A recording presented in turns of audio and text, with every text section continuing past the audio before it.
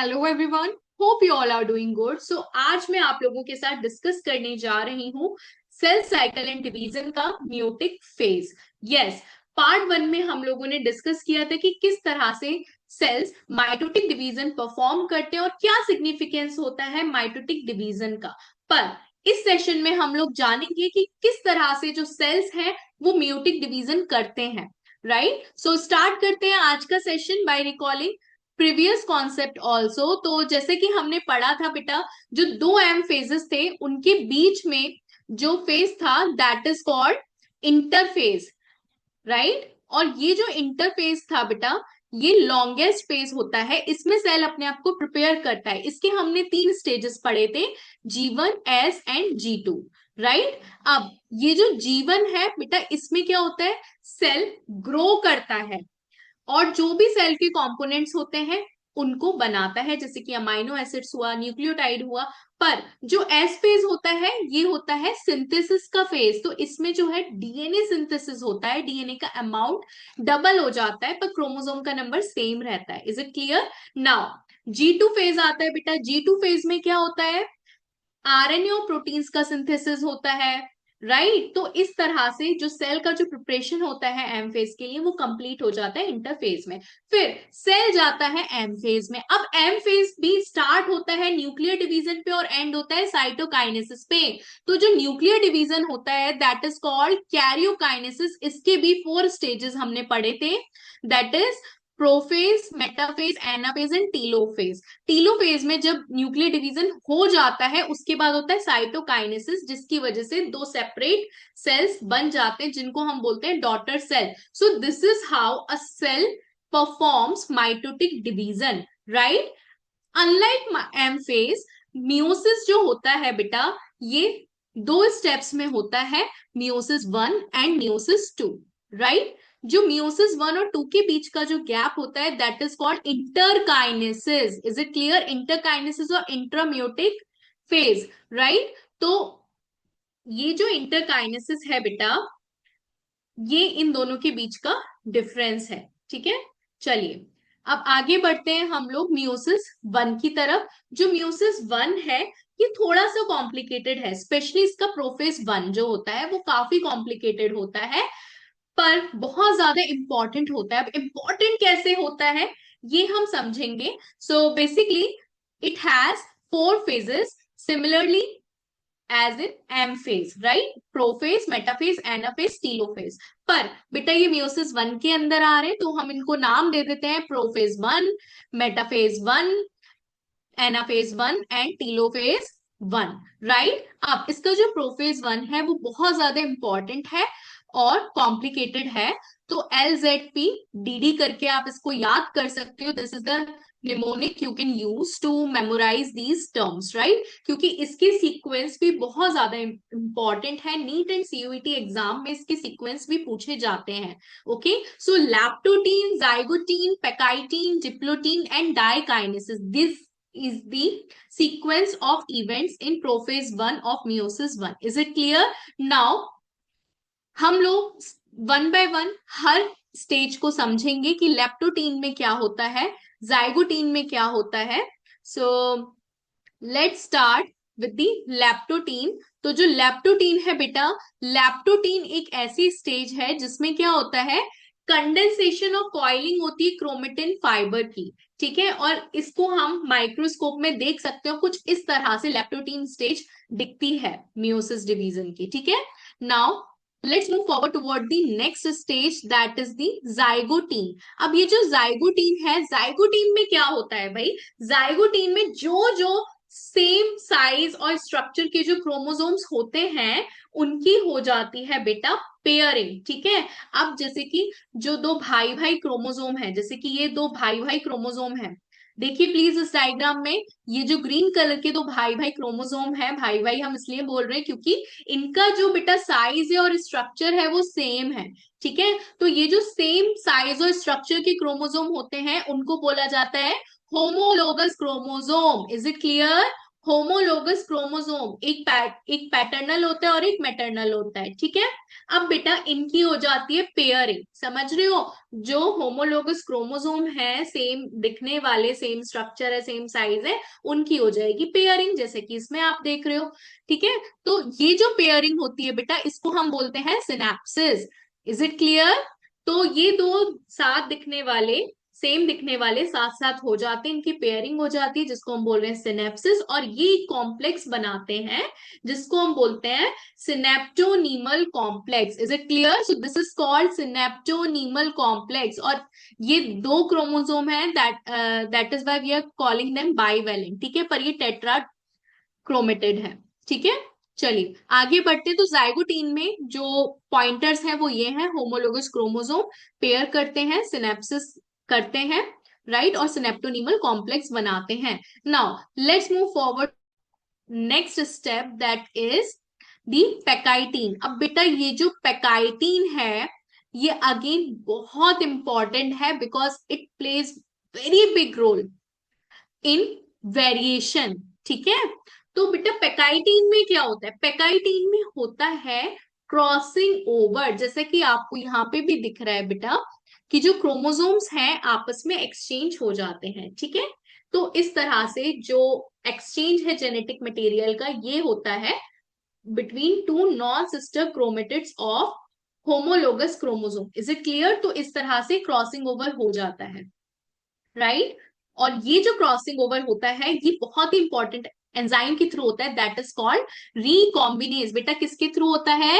Recombinase के through होता है crossing over. So please make a note of it कि पेकाइटीन में होता है crossing over. Now let's move forward towards the next step, that is called diplotene. तो बेटा जो डिप्लोटीन है, इसमें क्या होता है? क्रॉसिंग ओवर तो हो गया, ठीक है, पेयरिंग हो गई, पेयरिंग के बाद क्रॉसिंग ओवर हो गई।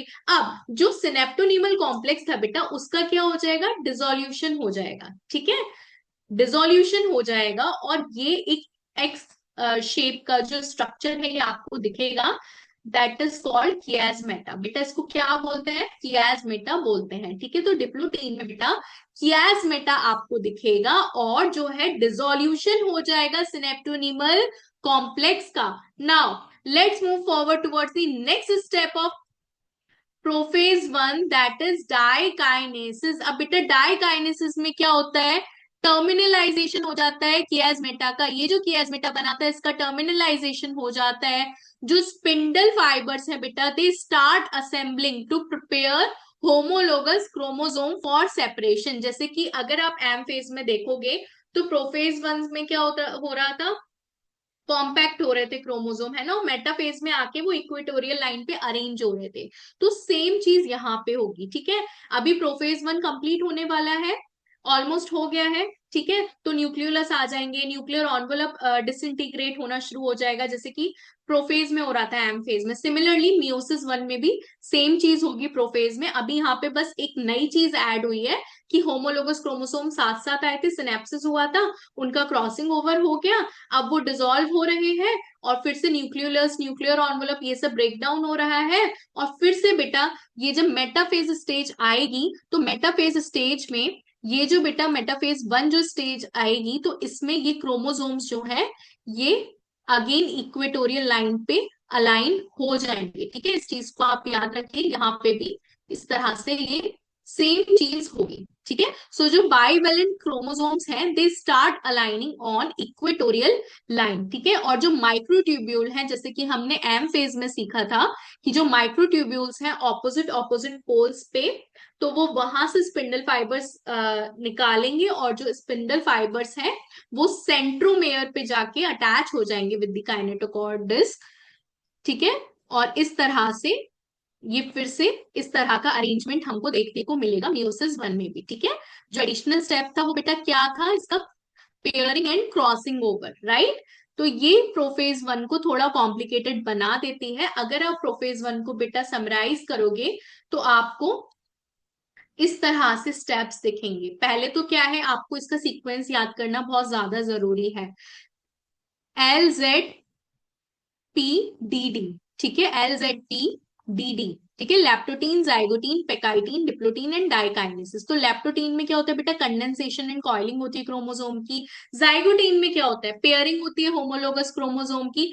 पेकाइटीन में क्या होता है बेटा, क्रॉसिंग ओवर होती है रिकॉम्बिनेज एंजाइम के थ्रू। ठीक है, और फिर डिप्लोटीन में क्या होता है, डिप्लोटीन में बेटा, डिप्लोटीन में होता है dissolution of synaptonemal complex and chiasmata form होता है। ठीक है, और डाइकाइनेसिस में वो कियास्मेटा भी टर्मिनलाइज हो जाता है, और जो न्यूक्लियोलस होता है, न्यूक्लियर एनवेलप होता है, वो भी ब्रेक डाउन हो जाता है। Is it clear? चलिए, अब मेटाफेज वन को आपने देख लिया कि इक्वेटोरियल लाइन पे अरेंज हो जाते हैं। Now let's have a look eight anaphase one. तो बेटा एनाफेज वन में भी सेम चीज हो रही है, दैट इज सेपरेशन। ठीक है, तो जो दो होमोलोगस क्रोमोसोम है, please mark this word, homologous chromosome. ठीक है, वहां पे एम फेज में, माइटोटिक फेज में बेटा क्या हो रहा था, केवल क्रोमोसोम सेपरेट हो रहे थे, है ना, क्रोमोसोम की क्रोमेटिड सेपरेट हो रहे थे। पर यहाँ पे क्या हो रहा है बेटा, दो होमोलोगस क्रोमोसोम सेपरेट हो रहे हैं। प्लीज इस चीज को समझिए। यहाँ पे देखिए, एम फेज में केवल सिंगल सिंगल क्रोमोसोम थे, यहाँ पे क्या है बेटा, होमोलोगस क्रोमोसोम्स है। क्या है बेटा यहाँ पे, होमोलोगस क्रोमोसोम्स हैं। ठीक है, तो यहाँ पे होमोलोगस क्रोमोसोम्स सेपरेट होंगे। ठीक है, यहाँ पे होमोलोगस मतलब दो क्रोमोसोम्स हैं यहाँ पे, राइट, दो क्रोमोसोम्स हैं, तो ये सेपरेट होंगे। एक क्रोमोसोम एक पोल पे जाएगा, दूसरा क्रोमोसोम दूसरे पोल पे जाएगा। Is it clear? तो इस तरह से यहाँ पे सेपरेशन हो रहा है। तो यहाँ पे होमोलोगस क्रोमोसोम का सेपरेशन हो रहा है, और each chromosome will reach to their respective pole. ठीक है, तो इस तरह से यहाँ पे क्रोमोसोम का रिडक्शन हो गया। अब बेटा टीलोफेज में क्या होगा, सेम चीज, डिसअपियरेंस ऑफ स्पिंडल फाइबर। ठीक है, न्यूक्लियोलस और न्यूक्लियर एनवेलप रीअपियर हो जाएंगे, अनकॉइलिंग होगी क्रोमोसोम की एंड एलोंगेशन होगा क्रोमोसोम का। तो आपको ये चीज समझ में आ रही है, मियोसिस वन का रिजल्ट क्या होगा बेटा, दो सेल्स बनेंगे, ठीक है, जिसमें कि न्यूक्लियस में क्या होंगे, होमोलोगस क्रोमोसोम्स होंगे, सॉरी होमोलोगस क्रोमोसोम सेपरेट हो गए थे, तो वो अलग अलग क्रोमोसोम होगा। ठीक है, अब बेटा होगा मियोसिस टू।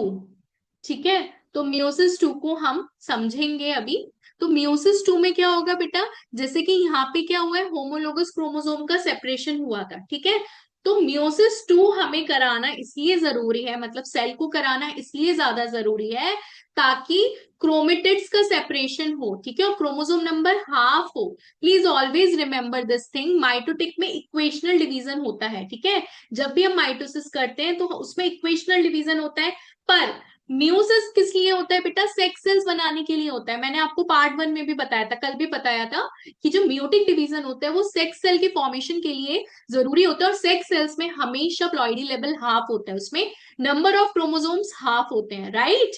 तो इसीलिए म्यूसिस वन में क्रोमोसोम क्रोमोसोम तो मिल गया भाई, अब क्रॉसिंग ओवर भी जरूरी थी, होमोलोगस की पेयरिंग भी जरूरी थी। अगर वो नहीं होती तो फिर वेरिएशन कैसे आएगा, राइट, तो रिकॉम्बिनेशन करना भी जरूरी था। तो अब मियोसिस वन हो गया, क्रोमोसोम क्रोमोसोम सेपरेट हो गए। अब बेटा मियोसिस टू आएगा, जिसमें कि क्रोमेटिड्स दोनों के अलग हो जाएंगे, right. So let's have a look at meiosis. So ये जो प्रोफेज टू है बेटा मियोसिस टू का, तो इसका प्रोफेज टू में क्या होगा, अगेन ये बहुत ज्यादा शॉर्ट फेज है, unlike prophase one. Prophase one तो बहुत ज्यादा कॉम्प्लिकेटेड हो गया था, उसमें एलजेड टी डी स्टेप्स थे। तो बेटा जैसा कि हर प्रोफेज फेज की एक क्वालिटी होती है कि ये ब्रेक डाउन करता है न्यूक्लियर एनवेलप को। ठीक है, स्पिंडल फाइबर अराइज होने शुरू हो जाते हैं, सेंट्रियोल में से न्यूक्लियोलाइट डिसअपियर होता है। तो सेम चीज यहाँ पे होगी प्रोफेज टू में। ठीक है, अब मेटाफेज टू में क्या होते हैं, जनरली क्रोमोसोम इक्वेटोरियल लाइन पे अरेंज हो जाते हैं, ताकि स्पिंडल फाइबर आके उनसे अटैच हो जाए, और एक जो है पूरा इस तरह से कॉन्ग्रेशन वाली स्टेज दिख जाए। ठीक है, तो यहाँ पे भी सेम चीज हो रही है। ठीक है, इस तरह से क्रोमोसोम्स अरेंज हो गए हैं, और ये स्पिंडल फाइबर्स भी इस पे असेंबल हो गए हैं। नाउ बेटा एनाफेज में क्या होता है, सेपरेशन होता है, राइट। तो यहाँ पे भी सेम चीज हो रही है, जैसे कि एनाफेज वन में हमने क्या देखा था, होमोलोगस क्रोमोसोम सेपरेट हो रहे थे। ठीक है, जो पेयर था होमोलोगस क्रोमोसोम का, वो आपस में बिछड़ रहा था। दो जो मिले थे कुंभ में, कुंभ के मेले में खोए हुए भाई जब मिले थे बेटा, जब पेयरिंग हुई थी वहां पे जाइगोटीन स्टेज में, तो क्या हुआ था, वो दोनों सेपरेट हो गए थे एनाफेज वन में। अब एनाफेज टू में जो बेचारे खुद जो क्रोमोसोम थे, एक एक जो क्रोमोसोम है इसका भी सेपरेशन हो जाएगा। तो एक क्रोमेटेड इधर एक सेल में, एक क्रोमेटेड एक सेल में, तो इस तरह से सेल्स बनेंगे। जैसे कि आप देख सकते हो जो मेटाफेज 2 में बेटा इस तरह से क्रोमोसोम था, अब ये क्रोमेटेड इसका सेपरेट हो जाएगा, ऑपोजिट पोल पे चले जाएंगे। ठीक है, तो इस तरह से यहाँ पे ये लोग चले जाएंगे, और जो अमाउंट है डीएनए का वो बेटा 1/4 हो जाएगा सिंस दी प्रोफेज 1। समझ रहे हो? प्रोफेज 1 में तो क्या था भाई, 2 क्रोमोसोम थे। ठीक है, सॉरी, पेयर था क्रोमोसोम का, है ना? इस तरह से तो पेयरिंग हो रही थी। होमोलोगस, सॉरी, इतना कॉम्प्लिकेटेड सा ये क्रोमोसोम बन गया।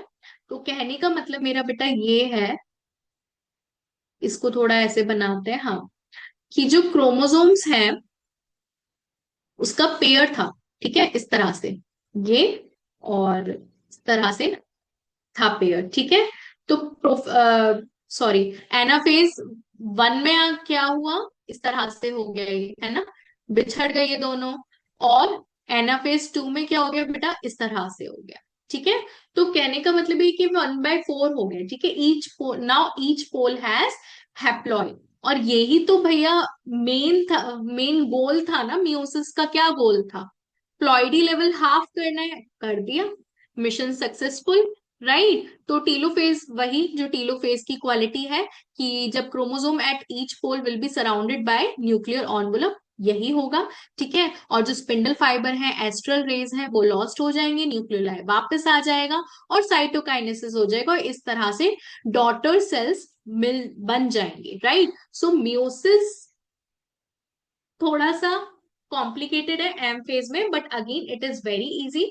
मियोसिस हमेशा दो तरह से होता है, मियोसिस 1 एंड मियोसिस 2। और आई रियली होप कि आपको समझ में आ गया होगा कि क्यों 2 बार होता है। पहले में बेटा होमोलोगस क्रोमोसोम की पेयरिंग होती है ताकि उनको वेरिएशन क्रिएट करना होता है, और उसके बाद मियोसिस 2 में बेटा वो जो क्रोमोसोम होते हैं वो क्रोमेटिड्स अलग हो जाते हैं, और जो म्यूटिक डिवीजन जिस वजह से हो रहा है, सेक्स सेल्स बनाने के लिए हो रहा है, तो वो उनका मिशन कंप्लीट हो जाते हैं, क्योंकि सेक्स सेल्स की प्लॉइडी लेवल हाफ होता है। राइट, ये मैंने आपको पार्ट 1 में भी समझाया था। Suppose this is the ploidy level of a cell, तो जब भी वो अपना सेक्स सेल बनाएगा तो बेटा उसका प्लॉइडी लेवल हैप्लॉइड हो जाता है। राइट, तो इस तरह से उसका हैप्लॉइड होता है।